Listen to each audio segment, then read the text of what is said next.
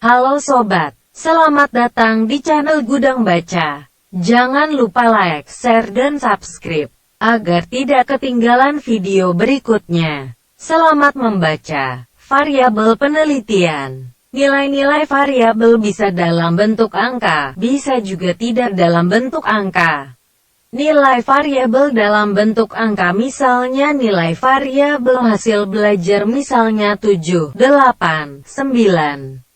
Tingkat kecerdasan misalnya 100, 110, 120. Minat belajar siswa misalnya 50, 60, 70. Nilai variabel jenis kelamin siswa laki-laki bernilai 1 dan perempuan bernilai 2. Nilai variabel suku misalnya Jawa bernilai 1, Batak bernilai 2, Minang bernilai 3. Variabel nominal. Variabel nominal merupakan variabel deskripsi kualitatif. Nilai-nilai variabel nominal berbentuk klasifikasi. Dan klasifikasi tersebut tidak menunjukkan adanya tingkatan antara yang satu dengan yang lain. Misalnya nilai variabel suku, Jawa sama dengan 1, Batak sama dengan 2, dan Minang sama dengan 3. Merupakan klasifikasi yang tidak menunjukkan adanya tingkatan. Minang 3 tidak lebih tinggi daripada Jawa 1. Hal ini hanya untuk memberikan identitas. Nilai variabel nominal tidak dalam bentuk angka. Kalaupun digunakan angka maka angka yang digunakan pada nilai-nilai variabel nominal sifatnya hanya simbol saja untuk memudahkan analisis. Dalam contoh lain misalnya laki-laki disimbolkan 1 dan perempuan disimbolkan 2. Variabel ordinal. Variabel ordinal merupakan klasifikasi bertingkat.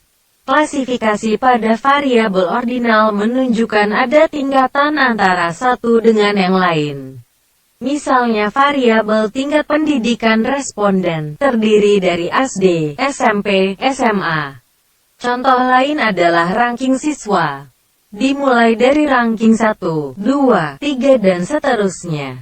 Variabel ordinal memiliki dua ciri yaitu A. Ada klasifikasi atau penggolongan, dan B. Nilai variabelnya menunjukkan adanya tingkatan. Variabel interval. Variabel interval digolongkan kepada variabel kontinum, dan nilai-nilai variabel interval berbentuk angka. Nilai variabel interval merupakan hasil pengukuran. Misalnya hasil pengukuran hasil belajar siswa dinyatakan dalam bentuk angka ada yang 70, 80, 90. Angka-angka ini mereka dapatkan setelah seorang guru melakukan evaluasi pembelajaran. Salah satu kriteria yang perlu dipenuhi dalam pengukuran tersebut adalah instrumen pengukuran yang digunakan memiliki satuan ukuran berjarak sama, atau relatif berjarak sama. Dari contoh di atas, rentang ukuran adalah dari 0 sampai 100 maka semua siswa mendapat perlakuan yang sama.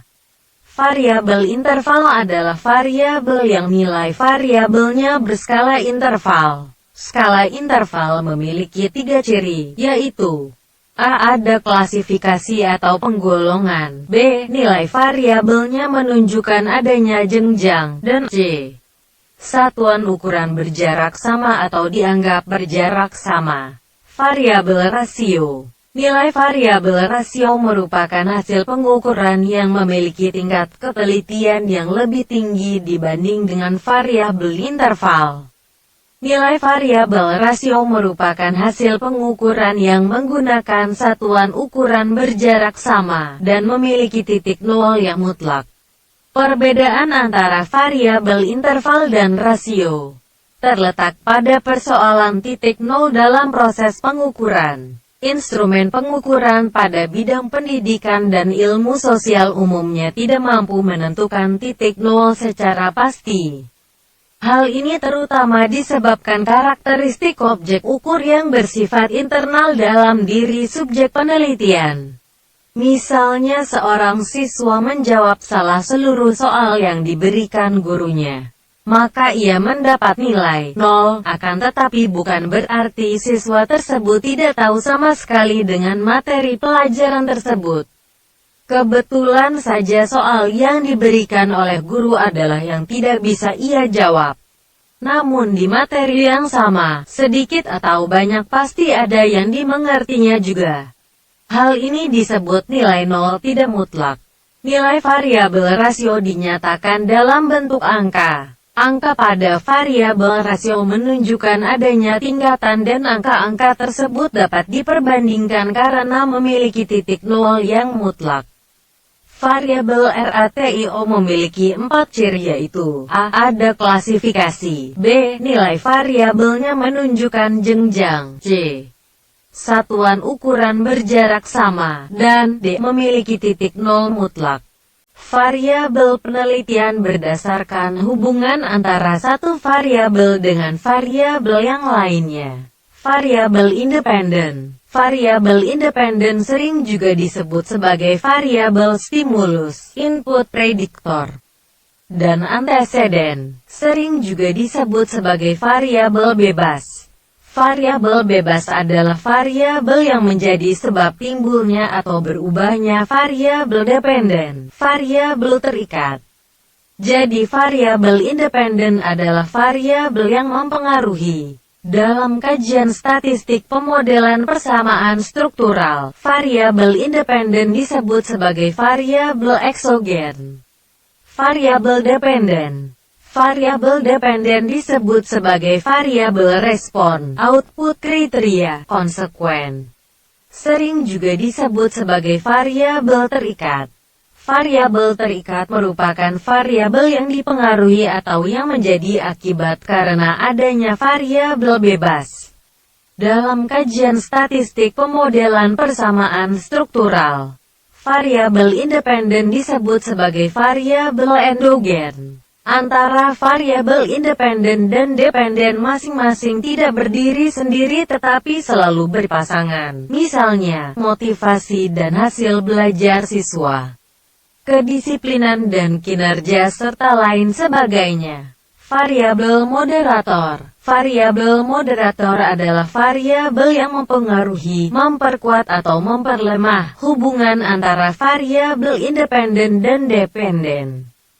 Variabel ini sering disebut dengan variabel independen kedua. Misalnya, hubungan antara suami dan istri akan semakin akrab apabila telah mempunyai anak.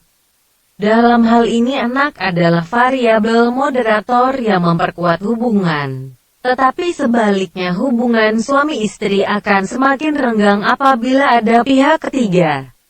Dalam hal ini pihak ketiga adalah variabel moderator yang memperlemah hubungan. Contoh di bidang pendidikan hubungan motivasi dengan hasil belajar. Hubungan ini akan semakin tinggi bila tingkat IQ anak tersebut tinggi, dan akan semakin rendah apabila IQ anak tersebut rendah. Variabel intervening. Variabel intervening adalah variabel yang secara teoritis mempengaruhi, memperkuat atau memperlemah hubungan antara variabel independen dan dependen, tetapi tidak terukur. Misalnya, siswa yang pandai nilainya akan tinggi, tetapi dalam kasus tertentu terdapat siswa yang pandai tetapi nilainya rendah. Ternyata siswa tersebut sedang sakit hati dan frustrasi sewaktu mengerjakan soal ujian. Sakit hati dan frustrasi merupakan variabel intervening yang masih sulit diukur tetapi ada. Variabel kontrol. Variabel kontrol merupakan variabel yang dikendalikan atau dibuat konstan, sehingga tidak akan mempengaruhi variabel utama yang diteliti. Variabel kontrol ini ditetapkan oleh peneliti. Apabila peneliti akan melakukan penelitian terutama dengan menggunakan metode eksperimen yang bersifat membuat perbandingan. Misalnya peneliti ingin melakukan penelitian untuk membandingkan daya hafalan siswa jurusan IPA dan IPS. Maka naskah yang diberikan sama dan waktu yang disediakan juga sama. Supardi, 2013, memberikan tambahan tentang jenis-jenis variabel lainnya yaitu variabel pengganggu. Variabel pengganggu yaitu variabel bebas yang diteliti dan tidak terdeteksi sehingga luput untuk dikontrol atau dikendalikan. Akibat dari adanya variabel pengganggu ini dapat mengakibatkan hasil penelitian tidak valid dan dapat mengakibatkan penolakan hipotesis penelitian yang seharusnya diterima. Contoh peneliti melakukan penelitian pengaruh kedisiplinan belajar terhadap hasil belajar di sekolah X. Kebetulan di sekolah tersebut sering terjadi pencurian sepeda motor. Jadi saat penelitian dilakukan para siswa bergantian keluar masuk kelas sehingga nilai kedisiplinan menjadi rendah tetapi hasil belajar mereka rata-rata di atas KKM. Kesimpulan peneliti kedisiplinan tidak mempengaruhi hasil belajar. Padahal sebenarnya mereka semuanya disiplin dan rajin belajar namun keluar hanya untuk menjaga sepeda motornya. Kecemasan akan sepeda motor inilah yang merupakan variabel pengganggu. Variabel anteseden. Variabel anteseden yaitu variabel yang mempengaruhi variabel bebas. Dalam suatu penelitian variabel ini biasanya diungkapkan dalam implikasi sebuah penelitian. Contohnya kita meneliti pengaruh bimbel terhadap hasil belajar siswa. Untuk mengikuti bimbel para siswa harus membayar, sehingga siswa ekonomi lemah tidak akan mengikuti bimbel. Jadi status perekonomian orang tua merupakan suatu variabel anteseden untuk memasukkan anaknya ke bimbel. Variabel kovariat.